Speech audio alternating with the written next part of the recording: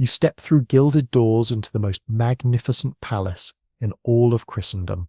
The marble floors beneath your feet gleam like mirrors, reflecting the dancing flames of 1,000 candles that cast their golden light across walls adorned with priceless tapestries from the Orient. The soft rustle of silk gowns whispers promises of untold wealth and power as ladies of the court glide past like ethereal spirits, their jeweled fingers trailing across surfaces worth more than entire kingdoms.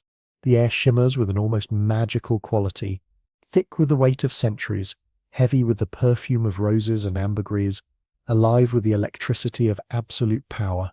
This is it, you think. This is the fairy tale made real, the storybook come to life. You breathe deeply, ready to fill your lungs with the essence of royal magnificence, and then it hits you. That smell. Sweet, cloying perfume, desperately trying to mask something far more human. Your eyes begin to water slightly as the reality behind the fantasy seeps into your consciousness like poison through silk. This is not the sanitized fairy tale of Disney movies or romantic period dramas. This is the authentic world of medieval and Renaissance royalty, where beneath those jeweled crowns and magnificent robes lurked hygiene practices that would make a modern person double over and retch. The woman approaching you in layers of golden brocade, her sleeves dripping with pearls the size of robin's eggs, might rule an empire that spans continents, but she hasn't properly bathed in months. The gentleman bowing before her with such exquisite courtly grace controls the fate of nations, commands armies that could level cities, yet his unwashed body harbours enough lice to populate a small village. The lady-in-waiting averting her eyes so demurely as trying not to breathe through her nose because the queen's breath could fell a horse at 20 paces. Welcome to the real royal court, where power was absolute but soap was optional, where divine right meant never having to say you're sorry about your body odour, and where the phrase cleanliness is next to godliness was considered not just wrong but dangerously heretical. You've just stepped into a world where the most powerful women on earth lived in conditions of personal filth that would horrify a modern homeless shelter, where beauty routines literally poisoned the beautiful, and where the pursuit of royal elegance created walking monuments to human suffering that staggers the imagination. Before diving into these forgotten stories of survival and suffering, if you enjoy learning about the hidden truths of history, consider hitting that like button and subscribing for more content like this. And please, comment below to let me know where you're listening from. I find it incredible that we're exploring these ancient stories together from different parts of the world, connected across time and space by our shared curiosity about the past. 1. The monthly bath ritual. It's 1580, and you're a servant in Queen Elizabeth I's court. Dawn breaks over Greenwich Palace as you receive the most dreaded assignment in all of England, preparing Her Majesty's monthly bath. Yes, monthly. The most powerful woman in the known world, with coffers that could buy nations, barely bathed once a month. Medical experts considered even this frequency dangerously excessive. 20 servants haul bucket after bucket of water from kitchens where fires have burned since midnight. The wooden tub sits like a medieval torture device, lined with finest linen to prevent splinters piercing royal flesh. But here's where true horror begins. Elizabeth layered Venetian ceruse, a lead-based skin whitener, daily without removing previous applications. As you help the Queen disrobe, the magnitude becomes clear. Her face is a patchwork of cracked, flaking white paint built up into actual layers, geological strata of vanity and poison. When she steps into water, it immediately turns murky as months of accumulated cosmetics, sweat and grime dissolve away.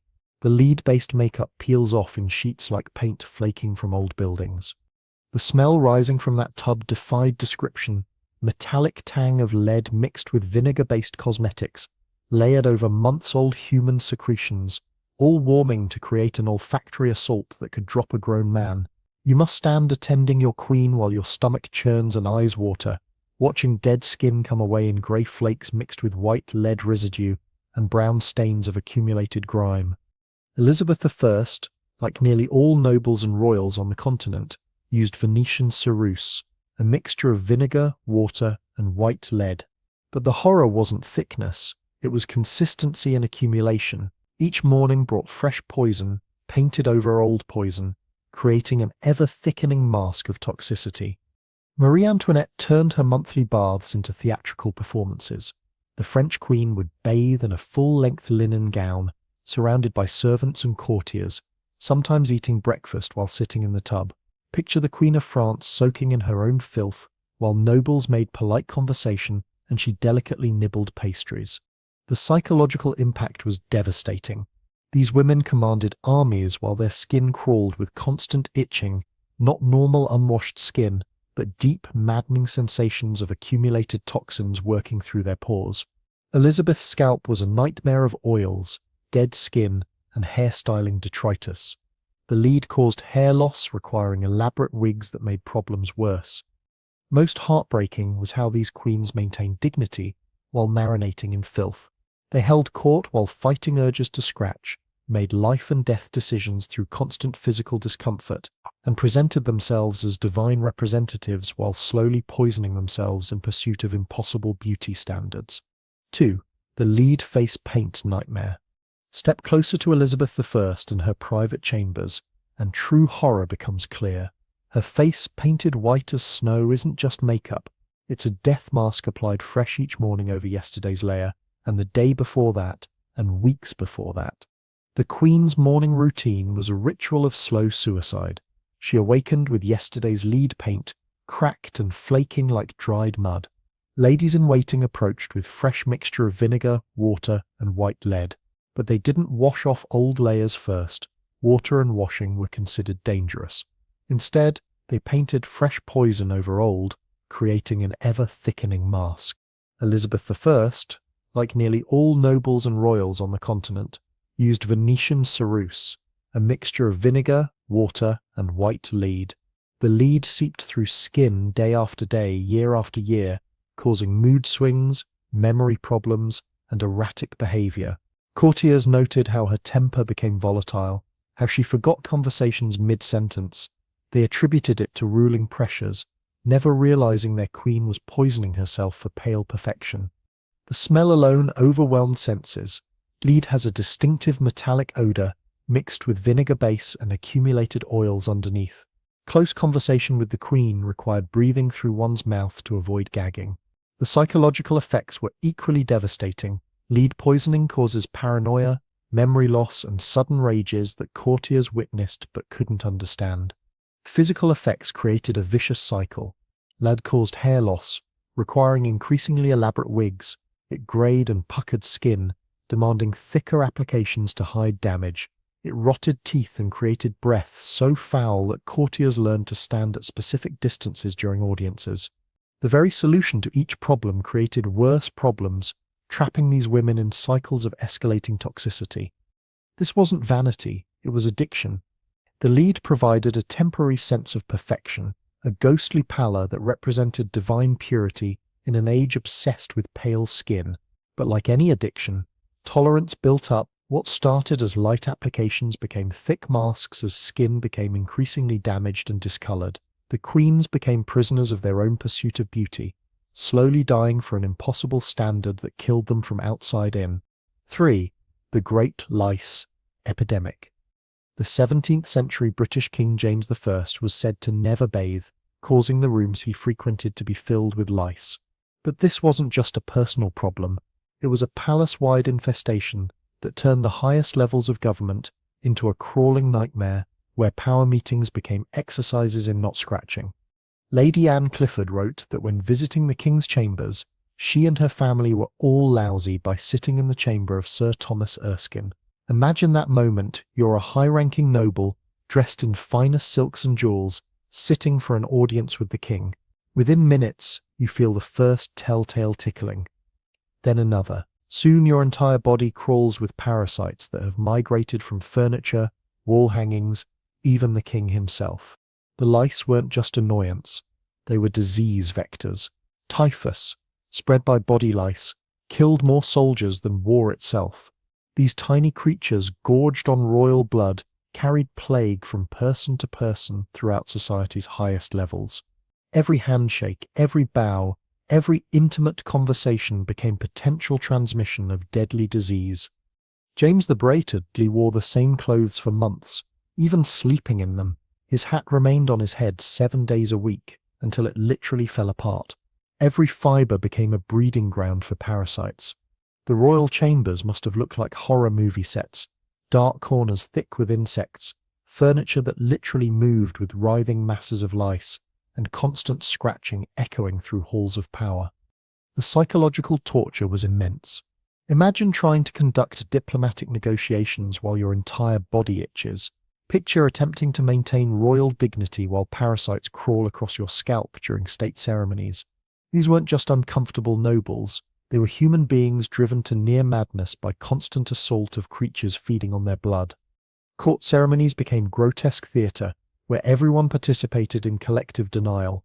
Nobles would stand in elaborate formation, bowing and curtsying with perfect protocol, while frantically trying not to scratch. The rustling of silk gowns mixed with barely audible sounds of fingernails against fabric, as courtiers fought losing battles against armies of insects. Women's elaborate hairstyles became perfect breeding grounds. Hair was combed, curled, greased with a mix of bear or ox fat, and then dusted with powder. And what with not bathing and not having particularly good hygiene, fleas were pretty much on every head, so some fashionable women carried long thin sticks with claws for scratching their heads with. Picture the daily reality. Towering hair constructions held together with animal fat, providing warm, moist environments perfect for insect reproduction. The bear and ox fat attracted every parasite within miles, creating writhing ecosystems that lived permanently in royal coiffures. Women carried ornate scratching sticks, elegant ivory or silver implements, designed specifically to reach through hairstyles to provide temporary relief. But the true horror was how this became normalized. Court etiquette developed around the constant presence of parasites. There were proper ways to scratch, appropriate times to use scratching implements, and elaborate protocols for handling the reality that everyone was constantly infested. The most powerful people on Earth lived like walking insect colonies, maintaining composure while slowly being consumed alive. 4. The Venetian Ceres addiction. The tragedy of royal beauty standards reached its peak with widespread use of Venetian ceruse across European courts. This wasn't makeup, it was slow-acting poison that transformed queens into walking zombies, their minds increasingly addled as their beauty routine literally killed them from outside in. The mixture was deceptively simple: white bead ground into powder, mixed with vinegar to create paste that dried to ghostly white finish. But the application process revealed true horror. Noble women didn't wear this for special occasions. They wore it every single day, often reapplying over unwashed layers built up over weeks. Picture a 16th century queen's morning routine. She awakens with yesterday's face cracked and peeling. Ladies in waiting approach with brushes and familiar white paste. They don't cleanse first. Water was dangerous. Instead, they smooth fresh poison over old, creating masks that grew heavier with each passing day, eventually reaching weights that caused neck strain and headaches. The psychological effects were devastating. Lead poisoning causes mood swings, paranoia, and memory loss. Courtiers noted how their queens became increasingly erratic, prone to sudden rages or inexplicable sadness. They attributed changes to ruling stresses, never realizing their sovereigns were slowly losing minds to vanity. Physical effects created horror shows. Lead caused hair loss, so women wore increasingly elaborate wigs that further damaged scalps. It grayed and puckered skin, requiring ever thicker applications to hide damage. Most grotesquely, it rotted teeth and caused breath, so foul that courtiers learned specific distances for audiences, close enough to hear whispered commands, far enough to avoid retching. The addiction cycle was vicious. Each application provided temporary sense of perfection, ghostly pallor representing divine purity. But tolerance built up as skin became damaged and discolored. What started as light dusting became thick masks as women desperately tried to hide increasing toxicity damage. They became prisoners of their own beauty pursuit, slowly dying for impossible standards. Court physicians recognized the danger but couldn't overcome fashion demands. Medical texts from the period warn against lead-based cosmetics, describing symptoms we now recognize as heavy metal poisoning. But vanity trumped survival. Queens would rather die beautiful than live naturally. The final stages were horrifying. Women in advanced lead poisoning developed distinctive grey pallor that no amount of makeup could hide. Their hair fell out in clumps, their teeth turned black and fell out, and their breath became so foul that even heavily perfumed handkerchiefs couldn't mask the stench. Yet they continued applying fresh poison each morning, trapped in cycles of escalating toxicity that inevitably ended in slow, agonizing death. Most tragic was how these women maintained royal dignity while essentially decomposing alive. They held audiences while their faces literally cracked and flaked, signed death warrants while suffering from lead-induced paranoia, and ruled nations while slowly losing cognitive function to vanity-driven poisoning. 5. The perfume mask. In the fetid atmosphere of unwashed royal courts, perfume wasn't luxury, it was desperate chemical warfare against the stench of human decay. The truly horrifying part wasn't what they wore, but what they were desperately trying to hide beneath layers of increasingly potent fragrances. At times, over 10,000 royals, aristocrats, government officials, servants, and military officers lived in Versailles and its surrounding lodgings. Women pulled up their skirts up to pee where they stood, while some men urinated off the balustrade in the middle of the royal chapel. The smell was so overwhelming that courtiers developed entire cultures around masking it with increasingly desperate measures. Queens and noble ladies carried sachets of scent pressed to their noses at all times, not fashion accessories, but survival equipment. They wore perfumed gloves that left trails of fragrance marking their passage through corridors. Their hair was doused with oils so strong they could be detected from across rooms. But beneath this aromatic armor lurked brutal reality of unwashed bodies, rotting teeth, and clothes that hadn't been cleaned in months. Queen Elizabeth I was keenly aware of the importance of her public image, and the atmosphere at her court was infused with the scents of flowers, musk, and amber. But this wasn't luxury, it was survival. The alternative was having courtiers pass out from stench during important state meetings. The perfume itself often became part of the problem. Applied over unwashed skin, it mixed with body oils and sweat to create new, even more nauseating odors. Imagine sickly sweet rose oil mixed with months-old perspiration, or cloying amber trying to mask metallic tang of infected wounds. The resulting cocktails were often worse than original problems they attempted to solve. Court perfumers became military strategists in olfactory warfare. They developed increasingly potent concoctions designed to overpower human stench rather than complement natural scents. Recipes called for massive quantities of musk, ambergris, and civet, animal secretions so powerful they could be smelled from considerable distances. These weren't delicate fragrances, but olfactory sledgehammers designed to bludgeon noses into submission. The psychological impact was profound. Nobles became paranoid about their own scents, constantly checking and reapplying perfumes throughout the day. They developed elaborate codes around fragrance. Certain scents signaled political alliances, others indicated availability for romantic liaisons, still others warned of disease or disfavor. Most disturbing was how this created class hierarchies based on smell. The ability to afford increasingly potent perfumes became marker of social status. Nobles who couldn't afford strongest fragrances found themselves literally marginalized, pushed to edges of gatherings where their inferior scent armor left them vulnerable to social exile. Women's clothing became delivery systems for fragrance rather than mere fashion. Gowns were designed with hidden sachets and perfume chambers. Sleeves contained reservoirs of scented oils that released fragrance with each gesture. Jewelry was hollowed out to contain perfumed wax that melted slowly from body heat, providing continuous aromatic coverage. But perhaps most tragic was how this desperate masking prevented any real solutions. Instead of addressing hygiene problems, courts simply escalated perfume arms races. Each season brought stronger fragrances designed to overpower previous year's stench, creating cycles of escalating olfactory assault that made original problems worse while providing only temporary relief. The cumulative effect was overwhelming.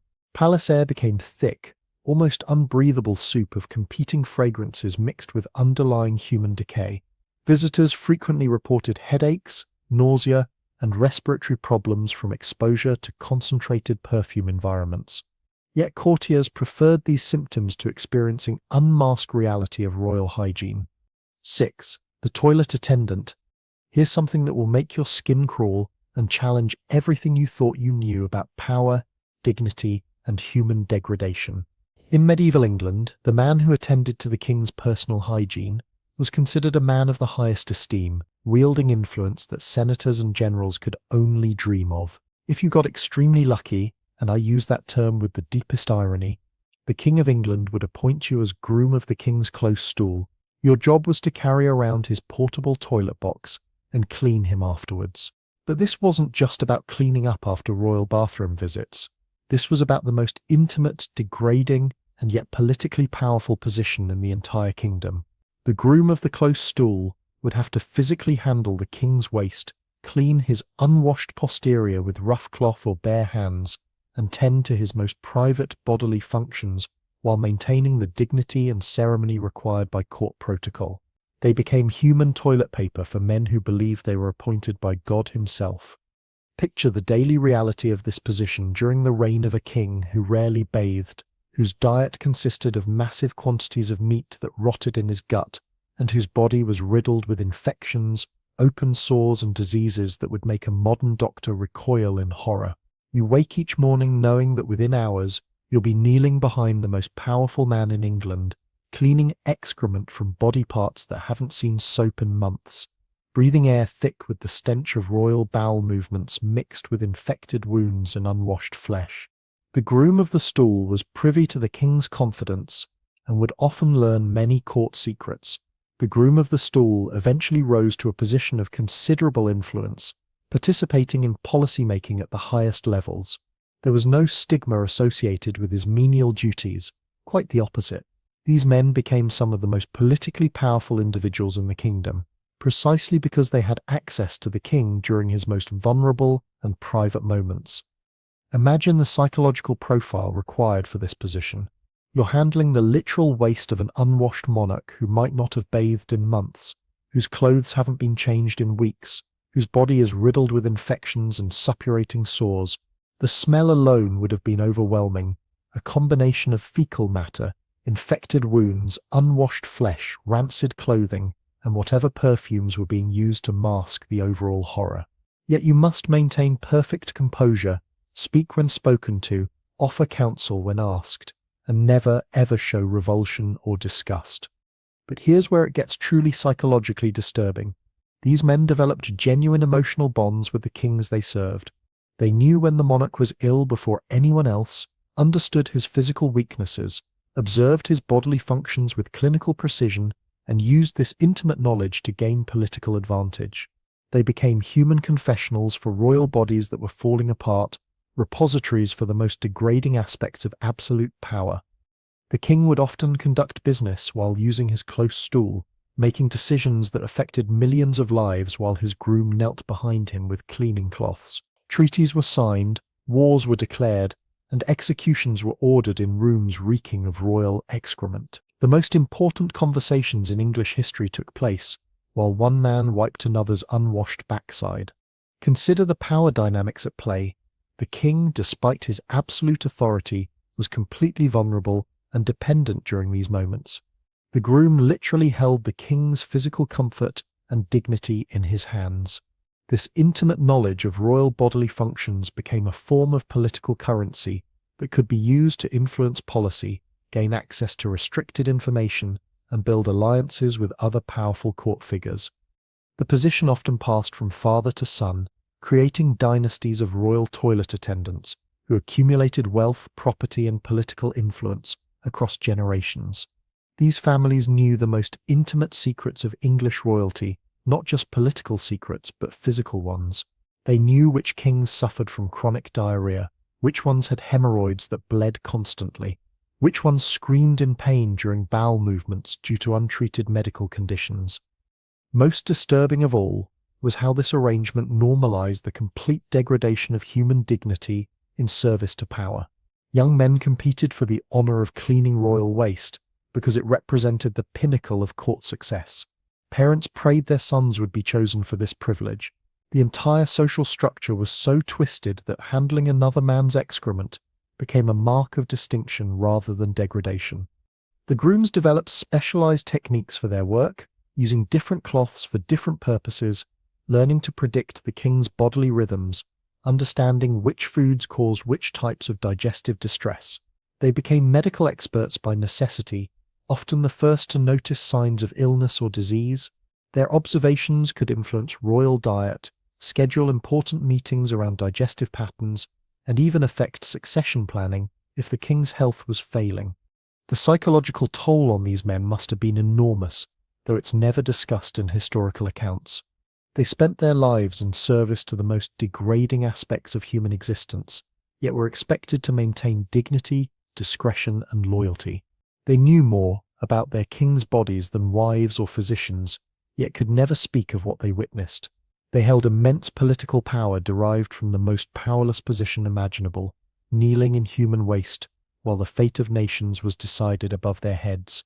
7. The Spanish Inquisition against soap.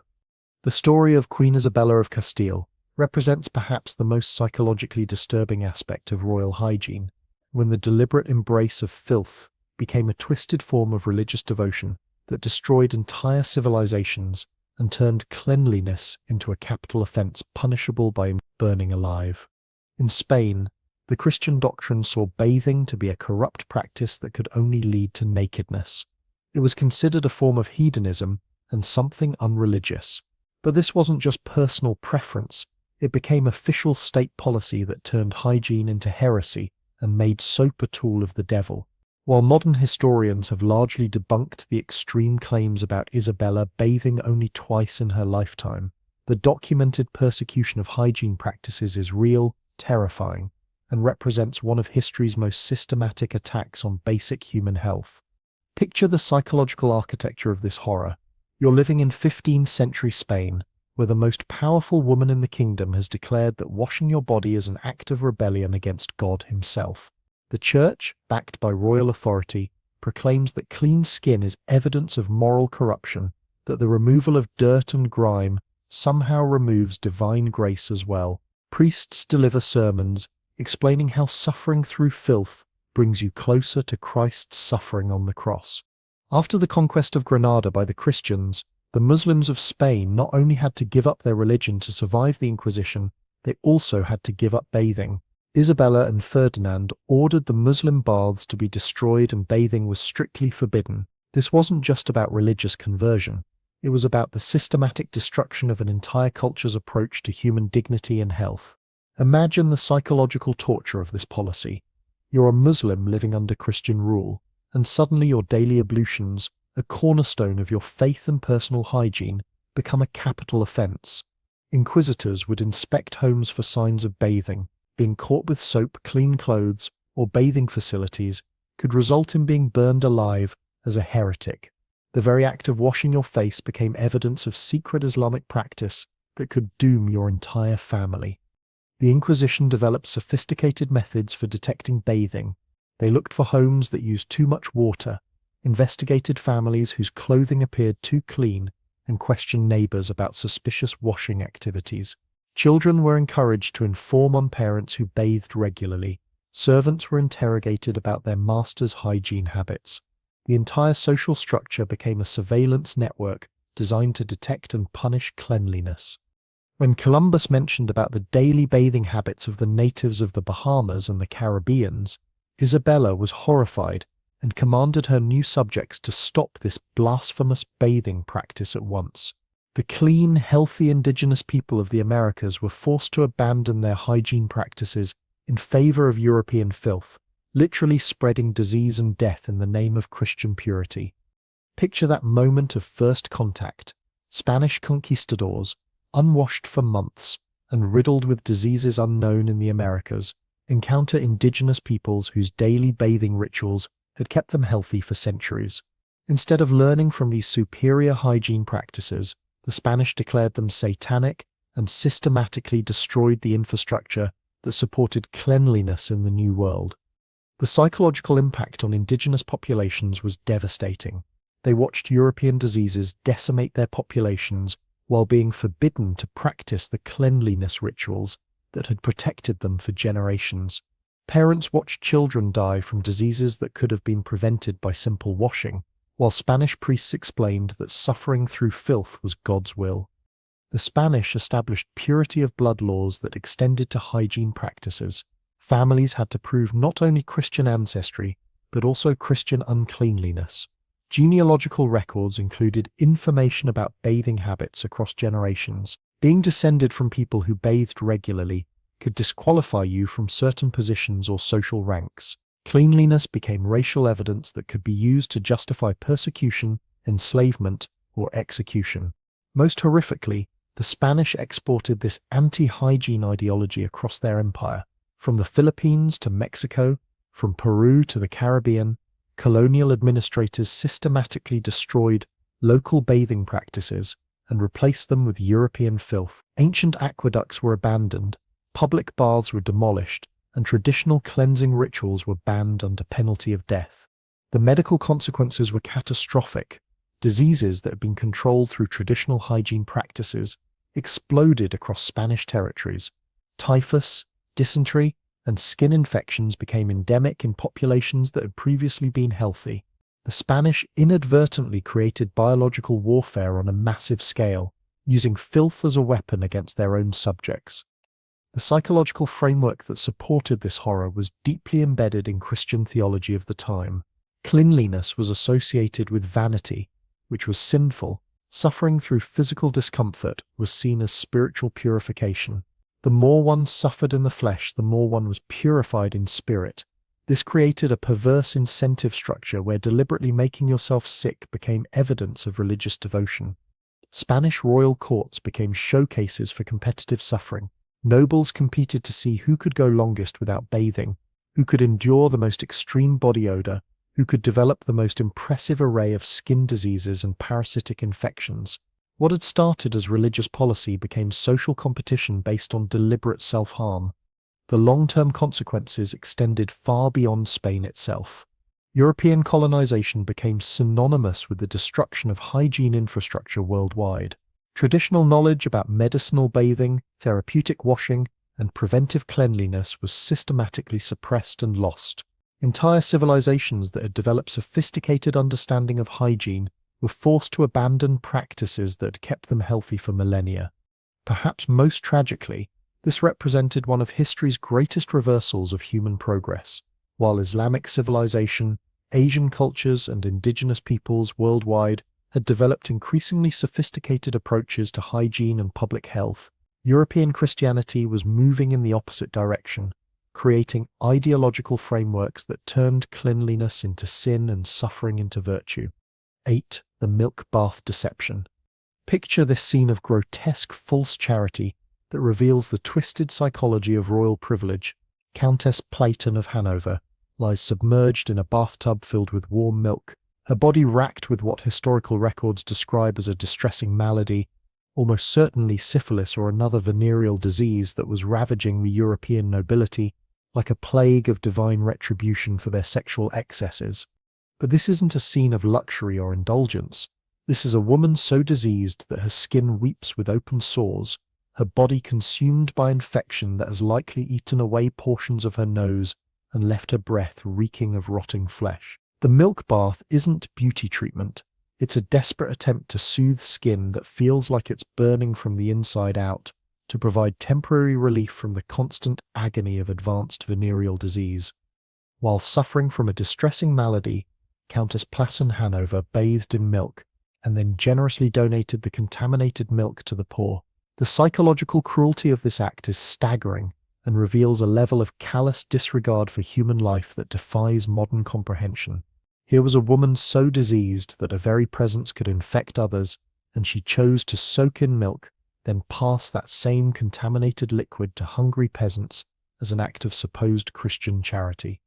Imagine being a poor family receiving this generous donation. You're starving, your children are malnourished, winter is approaching, and food is scarce. Then arrives a servant from the noble household bearing what appears to be a gift from heaven.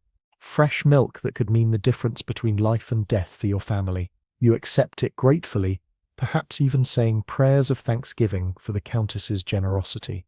You have no way of knowing that this milk has been contaminated with the bodily fluids of a woman dying from venereal disease. You can't see the microscopic organisms that now swim in the liquid you're about to feed your children. You don't understand that this charity is actually a vector for spreading infection from the palace to the poorest quarters of the city, that your benefactor's generosity is actually a death sentence disguised as kindness. The Countess herself likely believed she was performing a Christian duty. In her diseased mind, clouded by the psychological effects of advanced syphilis, she was sharing her abundance with those in need. The fact that her abundance was literally contaminated with her own infected bodily fluids seemed irrelevant to the moral calculus of the time. She had more than she needed, the poor had less than they required, therefore sharing was virtuous regardless of the consequences. This reveals the profound psychological disconnect between nobility and common humanity that characterized royal courts. The Countess lived in a world where her comfort and convenience were paramount, where her physical needs took precedence over the lives of hundreds of poor families. The possibility that her bathing habits might kill innocent people simply didn't register as morally relevant. They were poor, therefore their lives had minimal value compared to her temporary relief from disease. But this wasn't an isolated incident of individual cruelty. This represented a systemic problem that plagued royal courts across Europe, the casual transmission of disease from wealthy infected nobles to the populations they governed. Similar acts of generosity spread death throughout the continent. Food prepared by diseased royal cooks, clothing passed down from infected nobles, communion wine shared by clergy suffering from various maladies, even sexual contact between diseased nobility and servants who couldn't refuse royal advances. The royal courts became inadvertent biological warfare centers, spreading disease through every aspect of their interaction with common people. Wedding celebrations where diseased nobles shared food and drink with hundreds of guests. Religious ceremonies where infected priests handled communion elements touched by countless lips. Public appearances where diseased royalty showered crowds with blessed objects that carried infection from palace to countryside. The psychological impact on recipients of such charity was devastating when they discovered the truth. Families who had praised the Countess's generosity while their children died from diseases contracted through her milk faced a horrible realization their benefactor had killed their loved ones through kindness. The very act they had celebrated as evidence of noble virtue was actually murder disguised as charity. Most disturbing was how this pattern repeated across generations without anyone learning from the consequences. Court records show similar incidents involving other nobles who donated contaminated food, infected clothing, and diseased livestock to poor communities. The nobility seemed incapable of understanding that their diseases could affect others, or perhaps they simply didn't care enough about common people to consider the consequences of their actions. The medical ignorance of the time contributed to these horrors, but willful blindness played an equally important role. Some court physicians understood disease transmission well enough to advise against such practices, but their warnings were ignored when they conflicted with noble convenience or vanity. The desire to appear charitable outweighed concerns about public health, even when the consequences were mass death among vulnerable populations. This represented the ultimate corruption of Christian charity, turning acts of giving into instruments of death, transforming virtuous impulses into vectors for biological warfare. The Countess probably died believing she had lived a generous charitable life, never understanding that her kindness had killed more people than deliberate cruelty could have accomplished. 9. The hair horror. The elaborate hairstyles of royal women weren't just fashion statements. They were portable ecosystems of filth, decay, and living parasites that would make a modern person vomit on sight and run screaming from any room where such horrors existed. These towering monuments to vanity were actually biological disasters that transformed human heads into breeding grounds for creatures that fed on royal flesh while their hosts maintained perfect composure in public. Hair was combed, curled, greased with a mix of bear or ox fat, nice not, and then dusted with powder. And what with not bathing and not having particularly good hygiene, fleas were pretty much on every head, so some fashionable women carried long thin sticks with claws for scratching their heads with. But this barely scratches the surface of the true horror that was royal hair care in the medieval and Renaissance periods. Picture the daily routine of constructing these towering monuments to vanity. The process began before dawn with servants who had drawn the short straw for hair duty. The Queen's natural hair, what remained of it after months of chemical damage and parasite infestation, would first be coated with rendered animal fat that had been prepared in palace kitchens from bear or ox carcasses. This wasn't refined, processed fat like modern cosmetic ingredients, but thick, rancid grease that carried the smell and texture of rotting meat. The stench alone would have been overwhelming. Fresh animal fat has a distinctive, nauseating odor that becomes exponentially worse as it ages and turns rancid. Mixed with unwashed human hair that hadn't been properly cleaned in weeks or months, seasoned with the accumulated detritus of previous styling sessions, and warmed by body heat, this created an olfactory assault that could drop a grown person to their knees. But the smell was just the beginning. This grease attracted every insect within miles, creating a writhing ecosystem that lived permanently in the queen's coiffure. Fleas, lice, ticks, and various flying insects were drawn to the warm, moist environment like moths to flame. They didn't just visit, they moved in permanently, establishing breeding colonies that turned royal heads into living insect cities. The insects weren't just passengers, they were active participants in a biological horror show that played out on the queen's scalp every moment of every day. Fleas would lay eggs in the grease that served as both food source and nursery for their offspring. Lice would burrow into accumulated layers of fat and dead skin, creating tunnels and chambers where they could reproduce in safety. The queen's head became a maternity ward for parasites that fed on her blood while she slept, conducted state business, and attended religious ceremonies. The powder applied on top of this biological stew served multiple purposes, none of them hygienic. It was supposed to absorb excess grease and provide fashionable coloring, blue, pink, gold, or traditional white. But it quickly mixed with the animal fat, insect waste, and accumulated grime to create a paste-like substance that hardened into a helmet of filth that couldn't be removed without literally cutting it away from the scalp. Women's hair was often left in these elaborate styles for weeks at a time because the construction process was so labor-intensive and expensive. During this period, the biological ecosystem continued to evolve and expand. Dead insects would accumulate in layers, providing food for scavenger insects that fed on decomposing matter. The queen's hairstyle became a complete food chain with predators, prey, and decomposers all living in the same cramped environment. The psychological impact was perhaps worse than the physical horror. These women had to maintain perfect composure while their scalps crawled with vermin that never stopped moving, eating, reproducing, and dying. They carried special scratching sticks, essentially long ivory or silver picks decorated with jewels to match their gowns, that they could discreetly insert into their hairstyles to provide temporary relief from the constant itching and crawling sensations. Imagine trying to conduct a diplomatic meeting while parasites literally ate away at your scalp.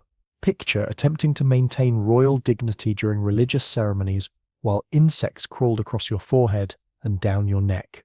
These women had to smile, nod, and speak coherently while fighting the constant urge to tear their elaborate hairstyles apart and scratch until they drew blood.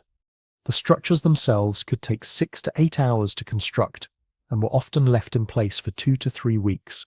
During this time, the hair underneath would mat and tangle, creating an even more perfect breeding ground for insects and bacteria. Some women developed permanent bald patches, where the weight and constant insect activity had destroyed their natural hair completely. Others suffered from chronic scalp infections that created open wounds that attracted even more parasites. The smell emanating from these hairstyles was so overwhelming that courtiers developed elaborate codes for positioning themselves during audiences.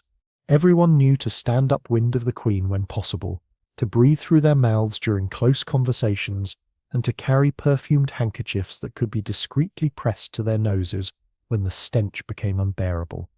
But perhaps most disturbing was how this horror became normalized and even celebrated as the height of fashion and sophistication.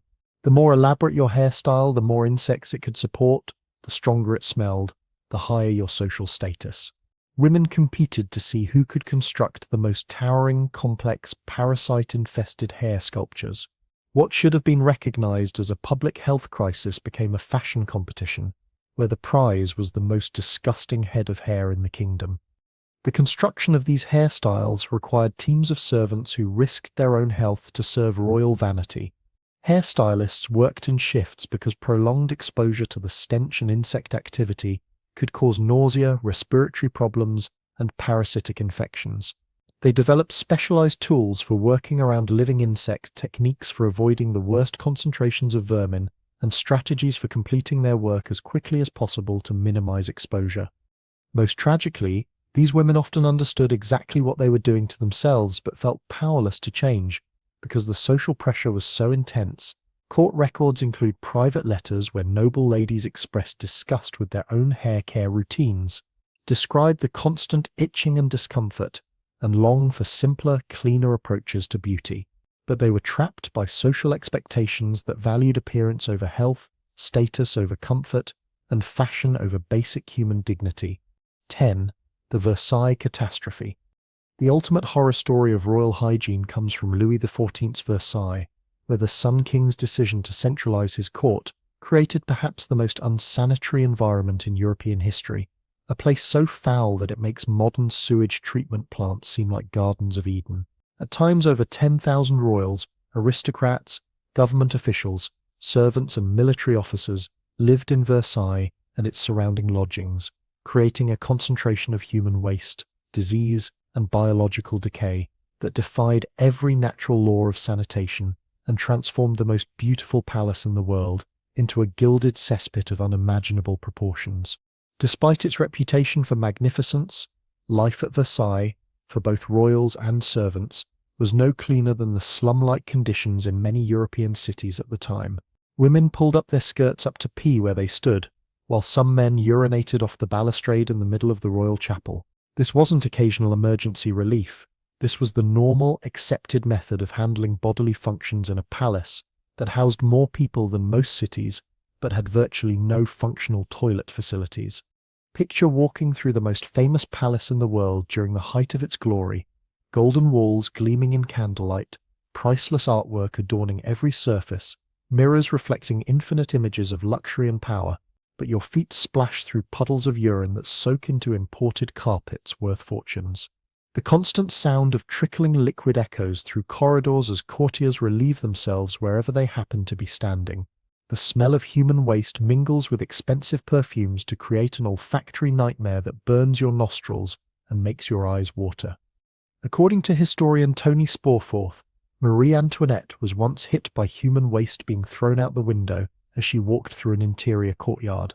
Imagine that moment, the Queen of France, dressed in silks and jewels worth more than entire provinces, walking through her own palace when human excrement literally falls from the sky onto her elaborate gown. This wasn't a freak accident. This was Tuesday at Versailles, where throwing waste out windows was standard practice because there was nowhere else for it to go. The infrastructure simply couldn't handle the human load that the Sun King's ego had created. Louis XIV had moved his entire court to Versailles permanently, concentrating more people in one location than the building had ever been designed to support. The heavily trafficked latrines often leaked into the bedrooms below them, while blockages and corrosion in the palace's iron and lead pipes were known to occasionally poison everything in Marie Antoinette's kitchen. Imagine being Queen of France and having sewage leak into your food preparation areas. Picture trying to maintain royal dignity while human waste literally drips from the ceiling onto your dining table during state banquets. The psychological stress of living in such conditions while maintaining the fiction that this was the height of civilization and refinement must have been overwhelming for everyone involved. Not even the rooms of the royal children were safe, writes Sporforth. The future kings and queens of France were raised in an environment that was essentially a beautiful cesspit, where excrement was as common as silk and jewels. Children who would one day rule empires learned to walk by avoiding puddles of human waste in palace corridors. They played games while breathing air thick with the stench of 10,000 people's bodily functions. The smell throughout the palace must have been indescribable. With 10,000 people producing waste every day and only primitive sewage systems that frequently backed up or overflowed, the air would have been thick with the stench of human excrement, unwashed bodies, rotting food, infected wounds, and whatever perfumes people used to try to mask the horror. Breathing became an act of willpower that required constant mental preparation. But the psychological horror went deeper than just physical discomfort. This was supposed to be the center of civilization, the pinnacle of human achievement, the earthly representation of divine order. Ambassadors came from across the world to witness French sophistication and refinement. Instead, they found themselves wading through human waste while trying to conduct diplomatic negotiations with people who hadn't bathed in months and whose breath could knock them unconscious. The courtiers developed elaborate coping mechanisms that reveal the depths of their psychological adaptation to horror. They learned to identify the safest areas of the palace where waste accumulation was minimal. They developed codes for warning each other about fresh deposits of excrement.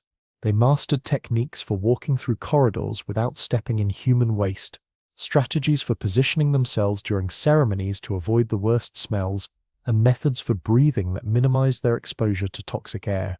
Court etiquette evolved to accommodate the reality of living in a human cesspit. There were proper ways to relieve yourself during royal audiences, acceptable locations for urination during religious ceremonies, and elaborate protocols for dealing with situations where waste disposal conflicted with court ceremony. The most sophisticated social system in European history adapted itself to function within conditions that would have horrified medieval peasants. The women's elaborate gowns became mobile waste management systems. The multiple layers of skirts and petticoats were designed partly to hide the fact that ladies were urinating where they stood. The heavy fabrics absorbed liquids and carried waste away from the immediate area, distributing it throughout the palace as women moved through their daily routines. Fashion became a form of sewage distribution that spread biological contamination wherever court ladies walked. Most disturbing was how children born and raised in this environment came to see it as normal. Young nobles who spent their entire lives at Versailles developed psychological frameworks that normalized living in human waste. They literally didn't understand that there were alternatives to these conditions because they had never experienced anything else. When they eventually left Versailles for other locations, many experienced culture shock at encountering basic sanitation. The health consequences were catastrophic and predictable. Diseases that spread through fecal contamination became endemic at Versailles. Dysentery, typhoid, and cholera moved through the court in waves that killed nobles and servants alike. But instead of addressing the underlying sanitation problems, court physicians blamed the diseases on bad air, moral corruption, or divine punishment for various sins. The palace staff faced impossible working conditions that would qualify as cruel and unusual punishment by any modern standard. Servants whose job was cleaning had to work in environments so toxic that many developed permanent respiratory problems. They were expected to maintain palace splendor while surrounded by biological hazards that could kill them. Many developed chronic illnesses from constant exposure to human waste, but they couldn't quit because royal service was often their only option for survival. Perhaps most tragic was how this nightmare was exported as a model for royal courts across Europe. Other monarchs visited Versailles and returned home trying to recreate its magnificence without understanding that they were actually recreating a public health disaster. The Versailles model spread across European palaces, multiplying the horror and creating networks of royal cesspits that competed to see which could house more people in more unsanitary conditions. The psychological impact on Louis XIV himself must have been profound, though it's rarely discussed in historical accounts. He had created this environment as a monument to his own glory, but he had to live in it every day. He breathed the same toxic air, smelled the same overwhelming stench, and witnessed the same degradation as everyone else. His pursuit of absolute power had trapped him in a prison of human waste that he could never escape, because admitting the problem would undermine the very authority he was trying to establish. The end result was a complete disconnect between appearance and reality that characterized the entire ancient regime. Versailles looked magnificent in paintings and descriptions, but the lived experience was a daily nightmare of biological horror that slowly drove its inhabitants mad with the contradiction between what they were supposed to represent and what they actually lived through. This disconnect between royal mythology and royal reality ultimately contributed to the psychological foundations of the French Revolution, when common people finally understood that their supposedly superior rulers were actually living like animals in a golden cage made of their own waste. As we step back from these horrifying glimpses into the reality of royal life, one truth becomes undeniable. The fairy tale of clean, beautiful royalty is just that, a fairy tale constructed by people who never had to live the reality. These weren't stories about dirty people in pretty clothes. These were human beings trapped in biological nightmares of their own making, where vanity, tradition, and social pressure combined to create living conditions that would qualify as torture by any modern standard. The queens and noble ladies we've encountered weren't monsters. They were victims of systems that valued appearance over health, ceremony over comfort, and status over basic human dignity. They lived their entire lives in physical discomfort that would drive modern people to madness, yet they maintained composure, ruled nations, and shaped history, while literally crawling with parasites and slowly poisoning themselves with their own beauty routines. When you turn off this video and return to your clean modern life, remember these forgotten queens. Remember that beneath all the crowns and ceremony, these were just people trapped by accidents of birth and lives of unimaginable discomfort, trying to maintain humanity while their own bodies betrayed them day after day, year after year, until death finally released them from their gilded prisons of filth.